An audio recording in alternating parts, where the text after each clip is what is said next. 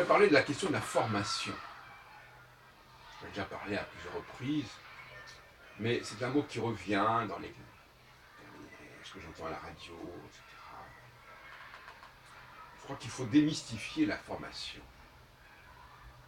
En tout cas, la formation c'est une chose, et le ressenti intérieur, le bagage intérieur, en est une autre. Par exemple, dans le cas de la musique, je répète lourdement, il n'est pas nécessaire d'avoir de la formation. On se forme soi-même, c'est pas la même chose. Donc il y a la formation que l'on reçoit et la formation que l'on se donne à soi-même. Par exemple, quelqu'un qui découvre un instrument, il peut se former lui-même. Il peut améliorer sa relation avec cet instrument. Je pense notamment au piano. Quelle formation? Alors donc, voyez-vous, déjà, le mot formation a plusieurs sens. De même, par exemple, quelqu'un qui veut courir, il se forme, il s'entraîne. Il n'a pas besoin de formation. C'est une self-formation. Oui, il faudrait parler de cette formation de soi-même. C'est la formation la plus importante. Il faut travailler sur soi-même et découvrir soi-même l'instrument ou découvrir soi-même son propre corps, comme j'en parlais tout à l'heure à propos du rasage, abandonné par les jeunes hommes, bien à tort. Donc, on nous parle d'une formation, apprendre, par exemple, le solfège, apprendre l'harmonie, apprendre l'art de la peinture, avoir la culture correspondant à cela, etc., etc. Les femmes n'ont à la bouche que ce mot de culture, de formation que l'on reçoit avec un diplôme que l'on obtient, etc., etc. Une école par laquelle on doit être passé pour se remplir. Donc pour elle, la formation, c'est quelque chose qu'il faut acquérir. Beaucoup plus que quelque chose qui est inné et qu'il faut développer. On peut jouer sur les mots, hein, bien entendu. Et les femmes sont certes des êtres qui ont envie de s'approprier le monde, en quelque sorte. C'est un peu comme ça que je les vois. Le monde leur appartient. Et d'ailleurs, on dit parfois à certains enfants qu'à un moment donné, ils n'arrivent pas à distinguer entre eux et le monde, et les autres. Les femmes sont un petit peu comme ça. Rien ne leur est étranger, en fait. Dans le principe, une formation permet d'acquérir n'importe quelle connaissance, n'importe quel métier. Maintenant, il faut choisir. Hein. Donc, paradoxalement, si vous voulez, la totalité des possibles contraint à un choix. Donc on va choisir une certaine formation. Et on vous pose la question, quelle formation avez-vous reçue? Et ce n'est pas incompatible, les deux. La formation, oui, on reçoit cette formation-là, comme on aurait pu en recevoir une autre. Bon. Cette formation qu'on a reçue ne veut pas dire qu'on n'avait pas des possibilités pour autre chose, mais cette formation-là qui nous a marqués, qui nous a façonnés.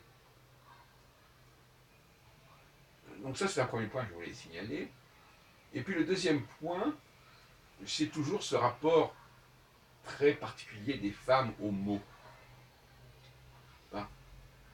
Constamment, on a l'impression que c'est ce mot-là qu'il faut utiliser et pas cet autre mot. C'est terrible, ça. Moi, je sais par exemple que dans le milieu astrologique que je connais bien, il y a des mots qu'il ne faut pas prononcer. C'est une consigne comme ça. Il ne faut jamais dire prédire, il faut toujours prévoir. Et où il y a des mots où il ne faut pas employer le mot croire, par exemple. Donc il y a des mots interdits comme ça. Et souvent, quand on discute avec une femme, on s'aperçoit, par hasard parfois, au détour d'une phrase, qu'il y a des mots qu'elle ne souhaite pas entendre, ou qu'il a déconnecte en quelque sorte. L'autre jour, j'ai entendu un cas comme ça, une femme qui a dit « Ah oui, on m'a envoyé un SMS où on me disait que j'étais comme ceci, comme cela, et moi ça m'a déconnecté. Ça a coupé le lien. » Un mot.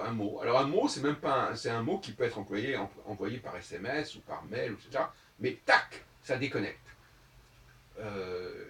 C'est incroyable le nombre de cas comme cela, où des femmes se sont déconnectées de leur relation amoureuse, par exemple, ou de leur relation amicale, ou professionnelle, enfin peu importe, parce que un certain mot a été employé qu'il ne fallait surtout pas employer, ou qu'elles ont utilisé comme prétexte pour mettre fin à la relation.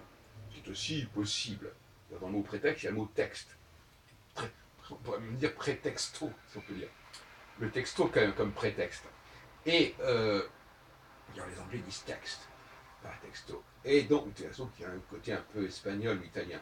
Donc, il y a là toute une problématique du langage, dont j'ai parlé déjà à maintes reprises, je dois reconnaître, dans ce qui est dit. C'est-à-dire que finalement, ce qui est important, ce n'est pas la réalité, c'est le dire. Cette réalité, elle n'existe que par ce qu'on en dit, pour elle. Et donc, savoir comment on parle des choses, pour elle, c'est très important. C'est très important, ce qu'on en dit, comment on dit les choses. Et au fond, c'est pour cela que souvent elles sont victimes de beaux parleurs, qui sont très habiles à employer certains mots ou à ne pas en employer d'autres, et qui peuvent perpétuer indéfiniment une relation qui n'existe que de manière totalement virtuelle au niveau du langage, alors que si on regardait un peu la réalité, on s'apercevrait que ça, il en est tout autrement. Une femme peut parfaitement renoncer à une relation qui fonctionne bien au niveau visuel, au niveau tactile, au niveau sexuel, parce que y a eu des mots qui ont été employés qu'elle n'a pas digérés et qui l'ont perturbé, qui l'ont traumatisé. Un mot, je ne veux pas donner des exemples, ce serait inutile, des mots qui indiquent une distance, parler par exemple de quelque chose qui est étranger, ou quelque chose qu'il faut oublier, enfin peu importe, on pourrait dire comme ça. Et inversement d'ailleurs, bien sûr, inversement, si on envoie à une femme un texto en disant « tu me manques » ou en anglais « I miss you », alors là, ça peut aussi jouer en sens inverse. Il peut y avoir des mots qui peuvent rétablir la relation qui aurait été cassée par d'autres mots. Hein, on peut jouer là-dessus. Alors que la relation elle-même, elle ne bouge pas tellement, si ce n'est qu'elle est affectée justement par cette question des mots, mais la relation fondamentalement qui se joue entre deux personnes dès le début, dès le commencement de la relation, parce que c'est comme ça cette relation, elle s'initie tout simplement, bien qu'il y ait un point de départ, eh bien elle s'initie au niveau du visuel, au niveau du ressenti immédiat. Et je terminerai aussi justement sur cette question du ressenti, à savoir que ce qui est important, puisque sur Radio Notre-Dame, on parlait comment on pouvait apporter quelque chose aux gens qui sont dans les maisons de retraite ou dans les... Ça. Le ressenti, c'est pas uniquement la mémoire, c'est pas uniquement la culture, c'est quelque chose, c'est une vibration intérieure qui est quelque chose qui est quand même très personnel, alors que la culture, c'est quelque chose qui est partagé. Et c'est un savoir qui est partagé, qui est commun au groupe. Et c'est tout à fait différent.